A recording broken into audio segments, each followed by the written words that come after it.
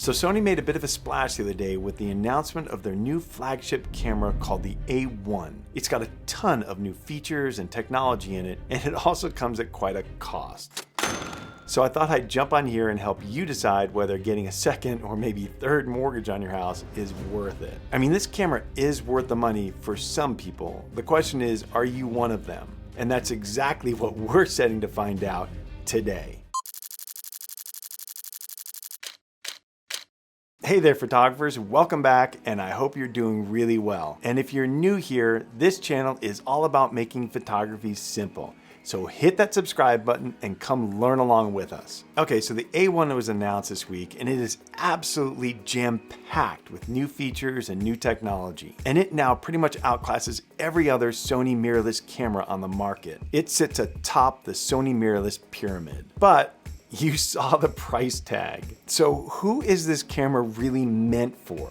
I'm not going to get into micro technical details of the camera. There are a ton of videos already out there doing that. But I want to go over the build and the features in general and help you get a sense of who this is really meant for and how it may help you if you're the type of photographer who could really take advantage of these features. So let's quickly run through the list of features and then we'll talk a little bit more about how they could be useful to you. As far as the build is concerned, it looks about the same as the A9 II, but it doesn't have a flip out screen, so maybe it's a little bit more like the A7R4. However, it does come with the new Sony menu that you got with the A7S III, which is a nice upgrade from the older camera series. So let's just buzz through these features really quickly. First of all, you get that 50 megapixel stacked CMOS sensor, which is incredible because it gives you 15 stops of dynamic range for photos plus 15 plus for video, which sounds like it's the same as the FX6. The sensor has a native ISO of 100 to 32,000 and extended from 50 to 102,400. We get lossless compressed RAW files, plus of course JPEGs and also the HEIF formats, which are the same as the iPhone uses. It's a 10-bit JPEG essentially, which is higher quality but smaller files. The APS-C mode produces 21 megapixels of resolution that's oversampled from the 50 megapixel shot. It's much better than getting a crop of the photo from 50 megapixels. It's actually using the whole sensor, then oversampling it down into that 21 megapixel resolution file. You also get a pixel shift mode, which basically is stacking 16 images together to create a file that's about 200 megapixels large. And that's huge. The detail on that will be incredible, especially for landscape or architecture or interiors. That will be an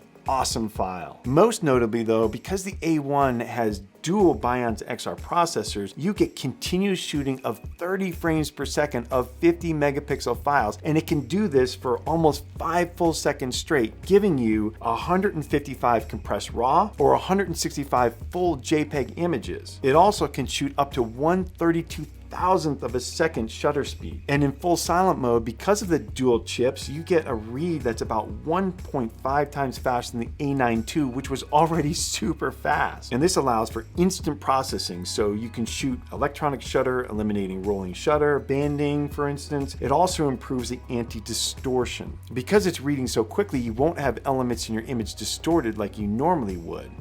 And this also allows for dialing your shutter speed to be timed exactly between the flicker of LED lights, so you no longer get those banding issues from LEDs. This speed also improves flash. Now you get up to 1/400th of a second sync speed with flash and mechanical shutter, or 1/200th in electronic shutter. And the mechanical used to top out at about 1/250th. I'm not sure it's very useful for the silent shutter to be at 1/200th of a second for sync speed. I mean, I don't know why you'd be using silent mode if you're using a flash anyway. But the mechanical sync is up from 1/250th of a second. And this is helpful where you want to eliminate ambient light in the background when you can't control your lighting if you're outside the studio setting. Say you're at a wedding or an event and you want to zero in on your subject and cut out all that ambient light in the background. And previously, for anything above 250th of a second, you'd have to use high-speed sync, which drains your batteries faster, and it takes longer for that flash to cycle for you to get another shot. So this is helpful. The speed also improves autofocus. So now you get 749 autofocus points, which cover 92% of the frame using 120 autofocus calculations per second. Plus, AI has also added bird eye autofocus to the mix.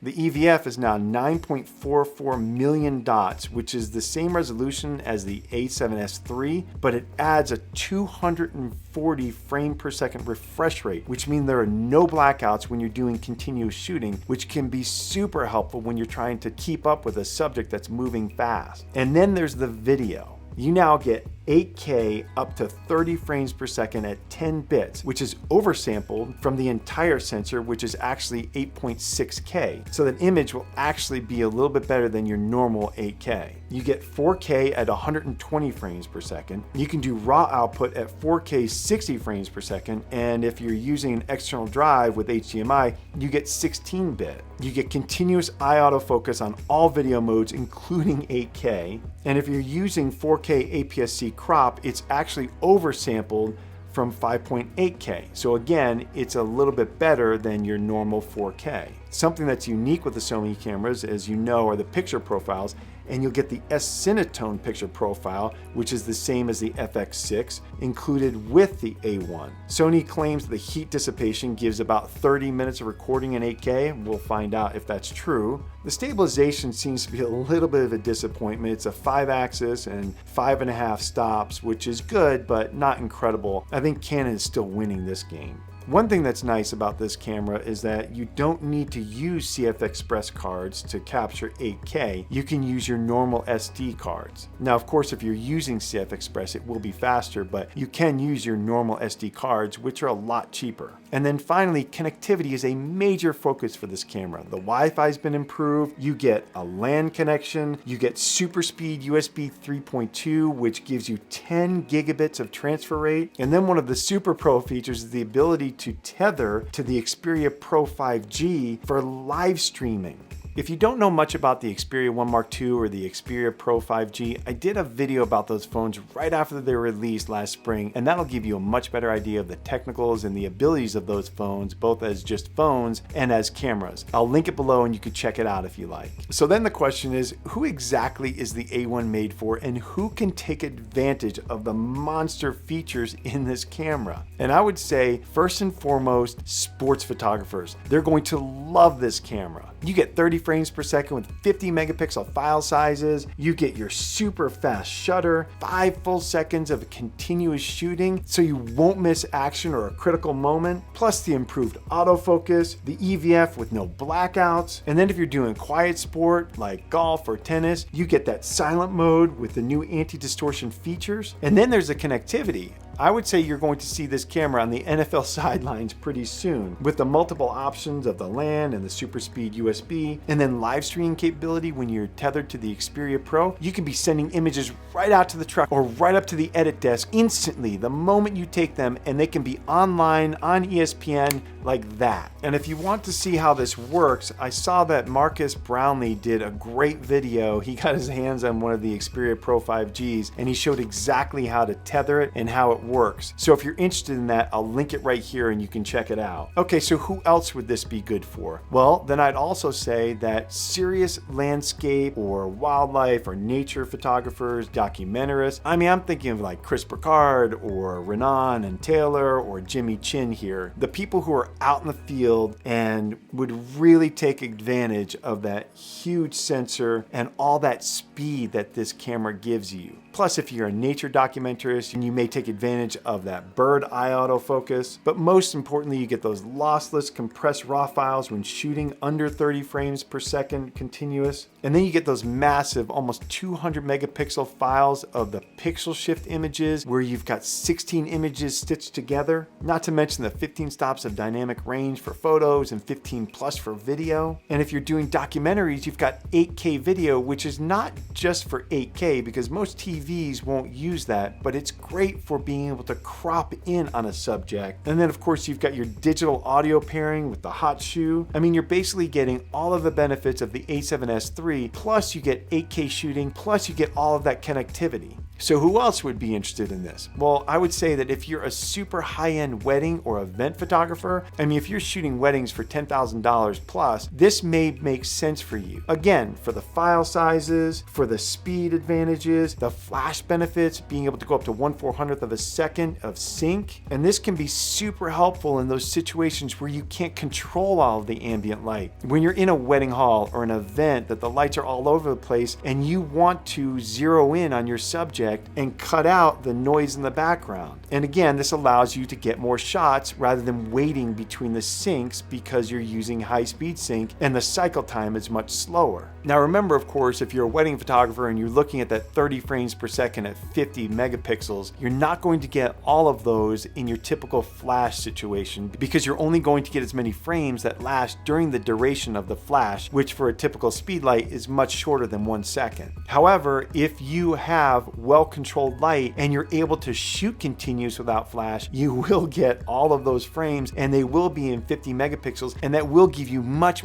better crop capability to frame that image just perfectly. And then of course you get all of that video capability on top of it. And as a wedding photographer, 8K video again could be super helpful for that crop capability. So now the question is, do I want one? Of course I do. But will I get one? Probably not yet. I mean, if I was doing commercial work out here at the Wynn or super high-end weddings, then I would absolutely consider this and probably would get an A1 right away. But since I'm doing mostly lifestyle and editorial work and landscapes and then videoing, my current setup with the A7R III is plenty enough right now. To be honest, my next step is probably to get the A7S III, as I'm obviously doing a lot more video work now, and that could be super helpful for me. But what about you? Are you going to order one? And if so, what for? How are you going to take advantage of the technology and the features of the A1? Leave a comment below and let me know. I'd really like to know if there are any other non-super pros who are planning on getting this camera.